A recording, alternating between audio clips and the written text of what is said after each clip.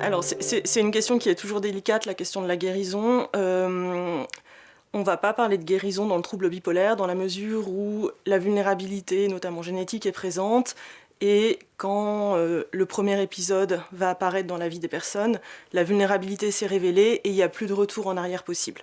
Donc une fois que les gens ont fait un premier épisode de dépression ou d'hypomanie ou de manie, le trouble bipolaire est diagnostiqué et la vulnérabilité est dévoilée et on ne va pas pouvoir revenir en arrière sur cette vulnérabilité.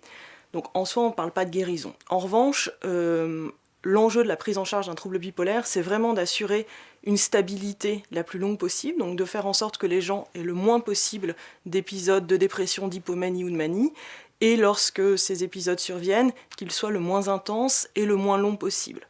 Donc finalement, on peut tout à fait bien vivre avec un trouble bipolaire.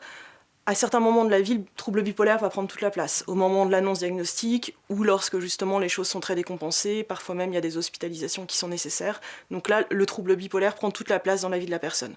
Et puis quand on arrive à avoir une stabilité de l'humeur, on voit finalement que le trouble bipolaire est présent, et effectivement les gens vont devoir faire avec ce trouble bipolaire, être vigilants sur la question de l'alcool, sur la question du sommeil, sur les facteurs de stress, voilà. Donc il y a un peu plus de vigilance à avoir, mais finalement ce trouble bipolaire va prendre une petite place dans la vie des gens, mais au milieu de tout ce qui fait l'existence d'une personne avec un trouble bipolaire ou sans trouble bipolaire.